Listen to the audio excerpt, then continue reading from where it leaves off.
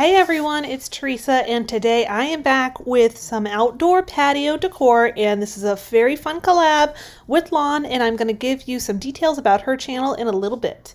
First, I am starting out actually on my patio with this piece of wood that I already stained in Early American and two crates from the Dollar Tree, also stained in Early American. And I am going to work on getting them at least somewhat in the same spot. It was so funny. I tried to eyeball it and I was so off. It was ridiculous. So basically what I'm going to do is I'm going to use my little ruler gadget here, each side of the little boxes to try to get them to be of the same, distance from the edges, if that makes any sense.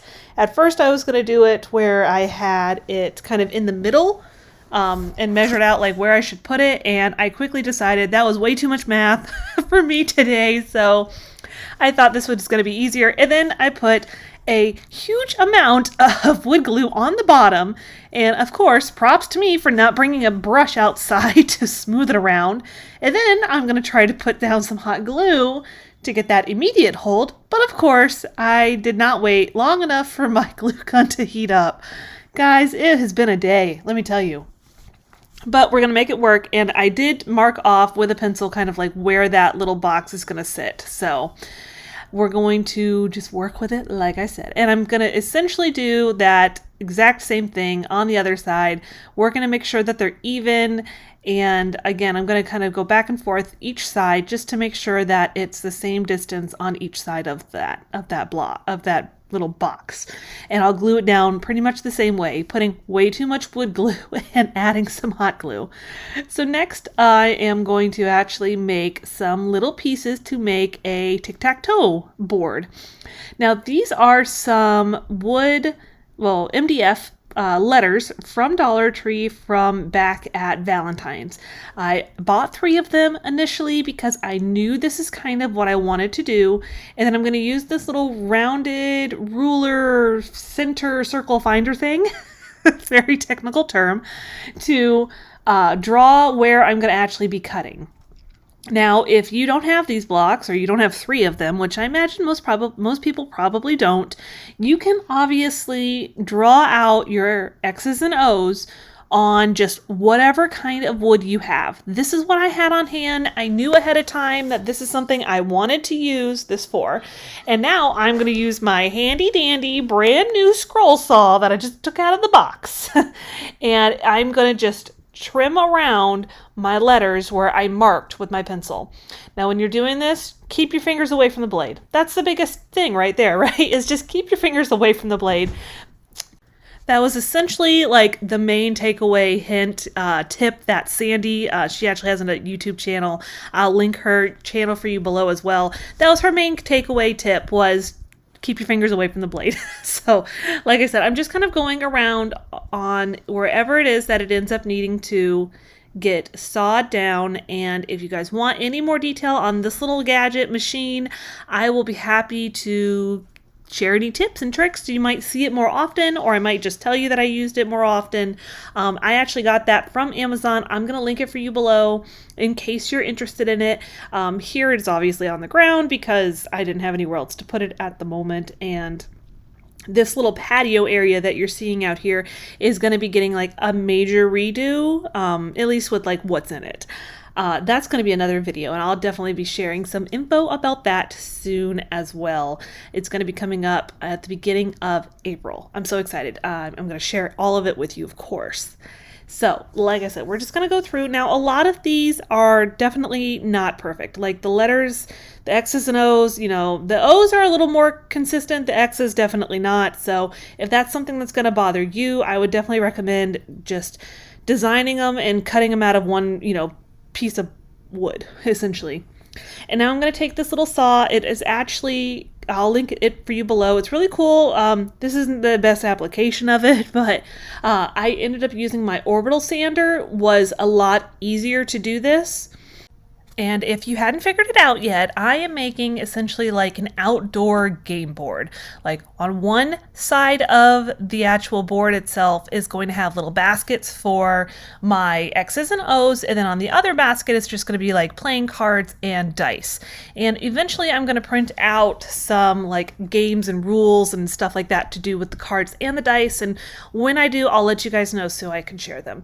And here's our finished product. Like I said, it's kind of two-sided. One side is going to be for the X's and O's, for Tic Tac Toe, I should say. And then the other side is going to be more of like your board area for cards and dice.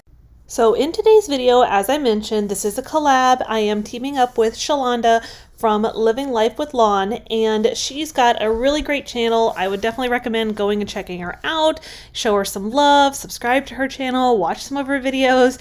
As you can tell, she does a lot of great budget-friendly DIYs, thrift flips, Dollar Tree, I mean, you name it. She's got such a great personality. You guys are going to absolutely love her. Please make sure you go over there, let her know that I sent you. And if you are here from her channel, please make sure that you say hello down in the description box, because I would love to get to know you more. So we're going to go ahead and get back into the DIYs. So like I mentioned, this is all patios and porches and all that. So I needed, of course, to make a sign, because you guys know I love my signs. Now, this little kit here is actually from Target. I got it on clearance, and it's like 2 magnets hidden by, you know, nice looking wood to hold up a piece of canvas. So what I'm doing first is I'm going through and I'm staining the wood part. I'm actually using my Folk Art wood tint in Walnut, and this is just going to be super nice. It's going to give it a much more finished look. If you like that natural wood tone, then you can definitely leave it as it is. And I was going back and forth on whether I should do any additional distressing or to do any antiquing, you know, the stuff I usually do on my channel if you've been around here for a while. But I ended up deciding not to do it because on my patio that I have in the backyard, I'm not going to necessarily do tons and tons of farmhouse distressing stuff. I'm going to kind of leave it a little more traditional, but have like little touches thrown in there, you know what I mean? Which you'll find out more eventually. I'm actually going to be doing during the video that Christy Creates does. She does a Chic for Cheap challenge the first Monday of every month. On that next coming up Monday, I believe it is April 5th, if I remember right, day after Easter, I'm going to be doing that. So now that it's all stained out, I am going to actually put down the wording I'm putting on here. It's just Porch Rules, you know, take a seat, slow down, have a drink, tell stories, enjoy the view, all of that. And here it is. It's just heat transfer vinyl. I didn't really need to show it to you, but it looks really nice, I have to say. So next we're actually going to be doing a little tray to put down on the table. And I've already gone through and given it 2 full coats in Waverly chalk paint in plaster. And now we're going in with the Folk Art Antique Wax. I'm going to give this like an overall wood look. When you're doing this on something that is painted and you're trying to give it a wood look, what you want to do is make it streaky, make basically all the things you wouldn't really think that you would want to do, you're trying to do that. Now, since it is a wax, if you keep brushing back and forth, you're going to start to pick up the wax, which is kind of what you want to do. Because obviously, if you had a real thing made of wood, you know, if it was like this tray that was made of wood, it's not going to have, you know, all the exact same tone. So just thinking of that, you know, while you're doing this, if you have any little spots of imperfection, that's what you want, because wood isn't perfect. It doesn't, you know, it's not completely smooth and perfect. So that's what you want. So I do that across this entire little platter thing. Again, this is actually an item from Dollar Tree. And I did the sides all along the way, and you notice I have all these little dots all across. I loved it, and because it is wax, it is so easy to wet distress. You're just going to get a little bit of dampness on a paper towel, and then you're just going to start rubbing wherever you want to pull up that wax. Now, when I did this, I had really not let it dry very long, so it pulled up super, super easy. So just thinking about that, if it's something you end up wanting to do and you want to do the wet distressing, don't let it dry completely. You'll have such an easy time pulling it up. And it's funny because I end up, after I'm done with this, I go back and actually use some dishwasher safe Mod Podge, and it actually pulled up even more. And I tell you what, I am not mad about it. I think it ends up looking so much nicer, and because some of that wax is left on the white paint, and so it's like you can barely, some spots get a lot more worn, some spots are less worn. It's just, I couldn't be happier with the way it turned out. So, and I really wanted to give a lot of detail on those little dots up across, along the trim, I guess you would call it. I really wanted to give a lot of detail in that so you could really see it. And so it's not consistent, and I just absolutely love it. Here's how it turned out. And I could not be happier with the way it turned out. So next project we're going to be doing is I needed some coasters. So I am going to just put down a layer of the wood, again, some of the wood glue, and then some hot glue. And I'm going to basically just do row by row of that to make sure that these little guys are gonna, hold on, that they're not really gonna go anywhere. And one thing you want to try to do as you're doing this, try to make sure that you don't leave any glue behind, because unless you're leaving it the exact color that it is right now, otherwise you're going to end up not having any stain take to it because of that glue. So just keep that in mind while you're working on this project. If you decide to do this, I mean, it's super simple. I think I want to say I did 5 blocks, 2 rows of 5 blocks. So I see here I've already got one already set up and done, and I forgot to add my 5th block. I was like, wait a second, this isn't right.